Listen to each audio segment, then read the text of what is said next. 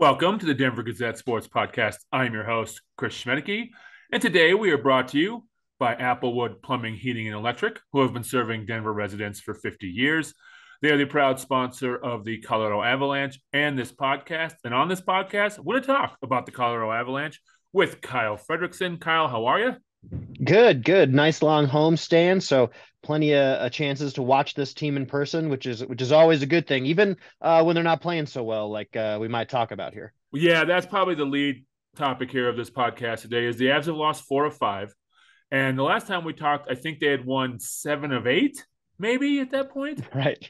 Yeah. I So think that's true. we were just talking off air about how they are a very streaky team. So, you know, I guess the biggest question, what's going on?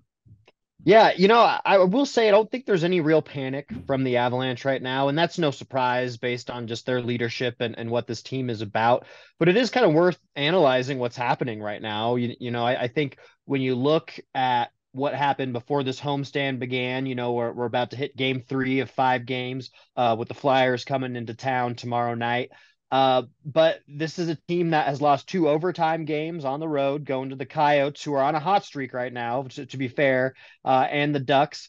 And then also lost to a red hot Kings team. So not overly surprising, but I think everyone just kind of expected, all right, they're coming back home. They're going to start playing a little bit better. And it really was a little bit of an uninspired effort last night against the Winnipeg Jets, losing 4-2. Once again, the Avs give up a goal late in the first period. I think we tallied it on press row looking back at previous games. It's the 8th time this season that an opponent has scored in the waning seconds of a period when there wasn't an empty net opportunity. So it just seems like the Avs are making sloppy mistakes at bad times. And they're really making Nathan MacKinnon carry the load. Is anyone really surprised that he's playing the best in the team right now, though? No, no one's ever surprised by that. But I think this is something that we talked about last season, and now we're starting to talk about this season. Is it cannot only be MacKinnon? They need more. Yeah. And we should recognize how awesome he's been over Yeah, these of course. past 10 games. 10 game point streak, 12 assists and 4 goals over that span. He's just now kind of picking back up the scoring. It seems like MacKinnon goes through these spurts where he doesn't score a lot of goals. He's still playmaking, but all of a sudden now we're starting to see those chances go in. So he's playing phenomenal right now. But you got to wonder if this team has the same issues that it had a year ago, to your point, that they don't have the depth because Ryan Johansson, he's played well in spurts, but it seems like lately he's been less and less noticeable. Ross Colton has actually surpassed him in ice time. And then with a little bit of line shuffling, Colton's been that number 2 center the past couple nights. So it just kind of makes me wonder how the Avs are feeling about Johansson, just sort of what his confidence level is to produce points at even strength. He's been solid on the power play, but just creating, when all 5 guys are in the ice hasn't come easy for him. And same with Thomas Tatar, right? Tatar is a guy who's scored a ton of goals in his career, had a great year for New Jersey last year. And now he's 24, 25 games into the year, and he's still searching for his first goal. So he was, supposed to be one of these newcomers who's going to come in and make a big difference. And maybe we give him more time. It's still a long season, but there's a lot of question marks about the depth. And, I mentioned it already, but number 2 center might be at the top of that list for me. Yeah, well, I mean, the Ryan Johansson thing is interesting because they did trade for him to try to fill that role of again, they haven't filled it since Nazem Kadri left after they won the cup, it seems like. But second center on this team is very, I mean, it's important on every team. You know what I mean? Like, you've got that top line power, and they've got to have someone in that second line spot that can create chances for this team. Right. Yeah. And someone who just, I think maybe plays with a little bit more speed than Johansson. That's maybe my biggest knock on just watching him play. He doesn't really fit the mold of the rest of this Avalanche forward groups where speed is the number 1 thing. Like that, you have to be fast to play in the system. And I think in the past couple games, I'm just looking at Johansson's ice time. I mean, 10 minutes against the Lightning. Let's see, it was 11 minutes against the Ducks the other night. So, that's not the sort of clip that you expect a guy to be playing at who's supposed to have this big of a role on the team. And, I like Johansson personally. I went out to Nashville and wrote a nice story about his connection out there, how he's still basically spearheading a charity effort to feed hungry children through the Predators franchise. So, I think as a locker room fit, there's no doubt the Avs like this guy.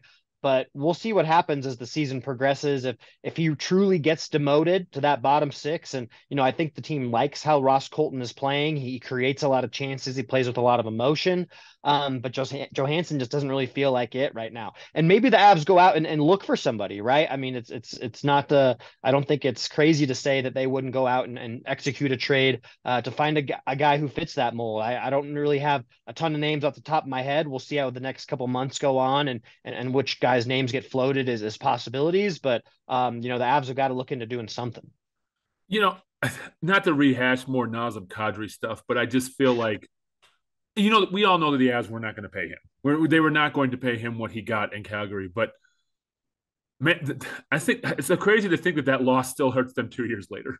Yeah, yeah. And it's like the Avs are so spoiled, it feels like, right? I mean, because they're still a contender, they're still going to make the Oh yeah. playoffs, but that roster they had, with a healthy Landeskog, I mean, they were just juggernauts looking back. And if they could have kept that core together, to your point, if Kadri's sticks around, maybe he takes a more team-friendly deal. If Landeskog doesn't have to have this knee surgery, and now we're uncertain if he's ever going to play again, just how much better this team would be, because those are the kind of holes you can try to fix in free agency and trades. And I like Miles Wood. I think he's been one of the most consistent players among the newcomers. Plays with just this energy, kind of bowling ball guy who just dominates puck battles and is physical in a way that other Avs forwards aren't. And he's creating and scoring on chances. You like the way that he's played, but beyond that, the Avs have a lot of things to figure out. And, Kadri, he's a little bit on the older side, but, seeing his production in Calgary and the role that he's playing, he's clearly a top six forward in this league still. And the NHL is, of course, hard cap. And it just shows how good of a job Chris McFarland and Joe Sakic have done Yeah, over the yeah. years. And it is going up. I think it's 87 million next year. That number was just released. So, I mean, it's nowhere close to what some of these other leagues are dealing with in terms of cash, but the NHL is growing for what it's worth. Sorry, I got a little sidetracked there, but let's keep talking about this Sure. year's team. As we do. Yeah, as we do. All right, so and also the Avs are missing some guys right now. Arturi Lehkonen is still out. I don't know if you have an update on him at all, but Val Nichushkin has missed the last 2 games and possibly Yeah. the upcoming one too with some sort of illness. Right, yeah, and so it's not a real long-term issue with Val, and I do think it's important we bring him up though, just because the team is so much better when he's playing well. And if you look at the streak that they had of wins, before those losses, to your point, I think it was 7 of 8. Nichushkin was one of the team's best players. The way that he was able to get pucks to deflect off of him and his skate, with Cale Makar at the point, usually rifling those in there, huge part of their success. They need Val to get going. They need him to be healthy. And with Lehkonen as well, I asked Jared Bednar recently, should we expect him back before the end of the year, or are we looking at next year with him? And he still was like, hey, I don't have enough information. I wouldn't want to guess at that. But to me, that kind of answers my question. If you're unable to say if he's going to be back in the next 4 weeks, then I'm going to guess that he's probably not going to be back in that span. And they just need him because it kind of settles the lines beneath him, right? I mean, Logan O'Connor has been playing with the top group the past couple games, and good on LOC. He's been one of the most consistent guys. I wrote in my insider about how he sets the standard for incoming players, just with the way he plays, without maybe the out of this world gifts and skills. Like, he dominates all the stuff he controls, his speed, his work ethic, and it's being rewarded right now. But with a healthy Arturi Lehkonen, you don't have to do that, and you can allow O'Connor to help some of those depth lines create more scoring chances. With the Avs, obviously need a lot of them, so we can't discount some of that stuff as well. But we did see Cale Makar come back for the first time after a few games being gone with a lower body injury, so that was a positive sign. So, as we're talking here and talking about them losing 4 of 5, they are still first place in the Central Division. Right, exactly. The sky is falling in the moment, but the Avs they're still settled as the leaders in the Central. Right, it's just funny how we look. We have such high expectations of the Avs, and even I was talking with our colleague Vinny yesterday on the Nuggets podcast, and they're 14-8, which they were exactly last year as well when they went on to win the title. And it's like, we just expect a lot from these teams, and it's hard to not. Right, right. And that's a good thing having high expectations, right? I mean, it's not like the Broncos are having the same conversation right now in their fan base. And I guess you cherish the wins more when you don't have them as often. But at the same token, you want to be in this position to where, you are critical of a team, even when they are winning and doing well, because that's what it takes to win it all, clearly. So, like I said, the Avs are still winning the Central, but the Arizona Coyotes are making a run. They beat the Avs in Yeah. overtime last week or this week. I can't remember when the date was. Five winners of five of their last six, kind of climbing up. They've always been the team at the bottom that everyone beats up on. But I mean, they're playing in their college arena or whatever they're playing in, and but they're soaring up the standings a little bit.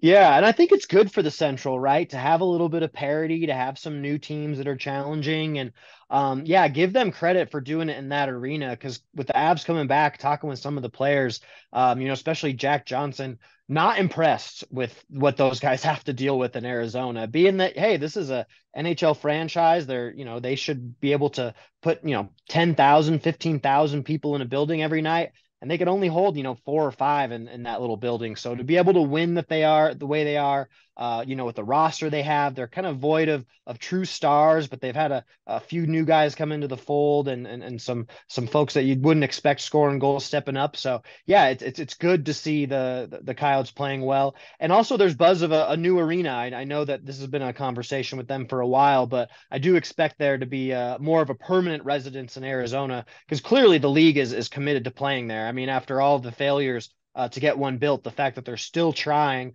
shows you that they want to be in that market and they see a value in it. Yeah, what is it about that market? I mean, I guess no one would have ever thought Arizona State would have an NCAA Division One hockey team, but they do, and Yeah. there must be something they like about that market. Yeah, I just think there's so many people moving to Arizona. They Yeah, just look at the population, right?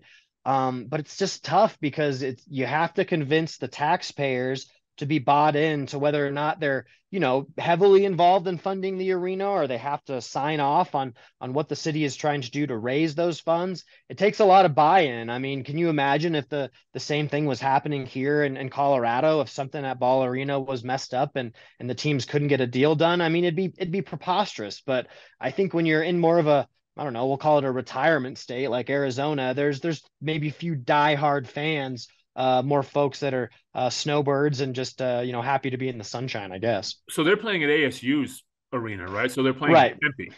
Yeah, yeah, Mullet Arena, I believe it's called, Oh, and that's it's a right. new facility, and I'm sure the ice is nice, and but the problem is I don't even think that they sell that building out right now, and that's a shame when you can only have 4,000 some people. I think the Arizona State students get discounts on tickets, and they have like a student section that's pretty lively for games. I didn't go out there for their last road trip, but I would like to check it out at some point just for the novelty of it, to see Nathan McKinnon, when he's maybe half the distance that he usually is from me Yeah. when I'm sitting in that press box. Oh, I also wanted to bring up a former Av doing some good stuff, and it's in Detroit, which is funny. But JT Comfort, 6 goals, 13 Yeah. assists with the Red Wings. Yeah, good for him. And he is hurt right now. He's a little bit in and out of the lineup. They just added Patrick Kane. So there's a lot of buzz around Detroit right now and what they're trying to do. And I think JT Comfort's been a bit of a positive surprise around the league just for how productive he's been to this point. And that's no knock on JT. He had a breakout year last season with the Avs when they were so injured and he was so relied upon. But the price that the Red Wings paid, I think a lot of people in the Avalanche media at least rolled their eyes a little bit, thinking, "Man, they overpaid to some degree." But right now, he's living up to that contract, and he's playing like a second line center, which the Avs desperately need. So I don't think there's any like revisionist history where we say, "Hey, the Avs should have kept JT Compher." It was time for him to prove himself on a new team with a big contract the Avs weren't going to give him. But it's a sign that hey, the Avs are doing well to develop players too, right? Because JT Compher obviously had more in his game when he got to Detroit, and we're seeing it now. And I do expect him to probably play on a line with Patrick Kane when JT is back healthy again. And what a thrill for him to be playing with a true vet leader and a guy who thinks that Detroit has a lot of potential. So I always liked JT. He wasn't maybe the most talkative guy in the room, but gave very direct, honest answers. And yeah, when you're sort of looking at, hey, how are these former Avs doing? He's one that jumps off the list right now. Detroit's a lot better than I think people thought. Yeah, for sure. It's surprising, and part of it is JT Confer and it's kind of the culture change that's been happening there for a while now. And they do have a shiny new arena. Speaking of arenas, I know that Little Caesars is regarded as one of the best in the country, and that's pretty funny for a discount pizza chain Yeah. as the sponsor. Yeah, of have being Little Caesars. That's good stuff. All right, so you mentioned Kale McCarr returning from his injury. You have a story coming up on him. Yeah, that's what I'm going to be writing on today. I just thought, and talking post game, Kale has sort of become this Landeskog 2.0, a guy who's always available and doesn't rush out of the room. There's so many guys that just, get as fast out of there as they can after losses. And I understand, but hey, you need someone who's going to speak for the group. And without Landeskog, Kale's been that guy. And so that's what I'm going to write about, how he reacted after that loss. Kale really wore it in a way that I didn't expect in terms of him dissecting his own play. To me, it looks like he's still a little bit injured. He won't cop to that. It's no surprise. It's kind of a culture within the NHL. Guys aren't going to say that they're hurt even if they are. But we'll see. He took a few games off with a lower body injury. He spoke about how playing and on the road trip I think they went out to the West Coast. Or no, they were out, yeah, the West Coast in Yeah. California. There was some soft ice, Kale said, and he thinks he might have screwed something up out there. So, be sure to check out the Denver Gazette. I'll have that story online later today. Just being a guy who speaks for the group and is trying to stay healthy. I mean, Kale is, before this, injury was playing like one of the best players in the league. Forget about defensemen. I mean, regardless of position, he was producing points and being part of the Avalanche attack in a way that no other player has that role for their team. And we've seen it from Kale. We've seen the skills skating and that edge work that makes him so special. But let's see if he can keep it up after this injury because it didn't really look like he was the same guy last night. Well, he's only 2 points behind McKinnon for the lead on the team. I mean, Right.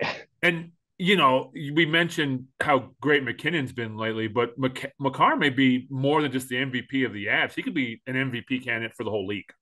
Yeah, it's true. I think it's been like 20 years since a defenseman That was was my next last given question. that honor. I wrote about that somewhat recently. I'll have to pull that up. But yeah, I mean the way that Kale's playing, and I don't know, how do you define MVP?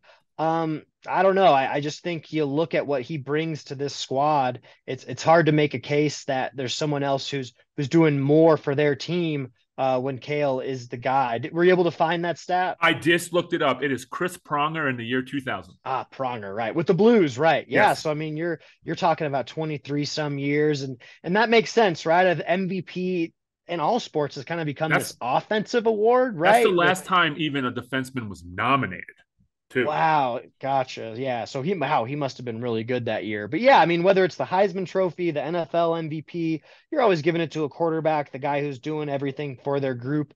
But that's kind of what Kale McCarr is, right? Like he's the quarterback of the Avalanche. I mean, you might argue that Nathan McKinnon's that guy, but he's almost more of a skill player in the way that he just stands out with his speed and explosive moments, as to where McCarr has to kind of orchestrate things on the back end in a lot of ways. So I do feel like if he stays healthy and gets back on track, there's no reason why we can't, at least entertain this idea. Because to your point, I mean, if that's the last time a guy was even nominated, I don't know. I just think there's been way too many impact defensemen over the past 2 decades to say that they don't belong in that conversation. Yeah, and I mean, McCarr's got to add something else to his trophy case. I mean, he's already won Right. everything Yeah. else, right? Gosh, man.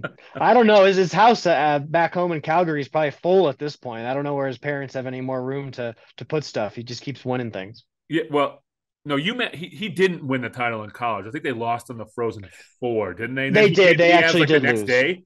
Right. Yeah, that's right. Yeah, he came into the playoff run. Yeah, that Yeah. was a fun What? time. But you're all right. Yeah, he didn't win that one. It's too bad he doesn't have more eligibility to go back and try it again.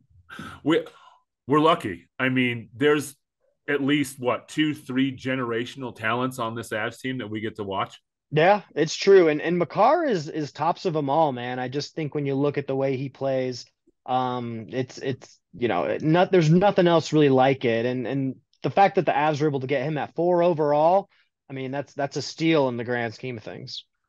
All right, Kyle. Thanks for coming on and doing this. Make sure you subscribe to this podcast on Apple and on Spotify. Make sure you go to denvergazette.com to see Kyle's story on Kale McCarr coming up later today and all his coverage of the Avs. as well as all of our coverage of all the other teams in the area. And Kyle, we will talk to you soon. Absolutely.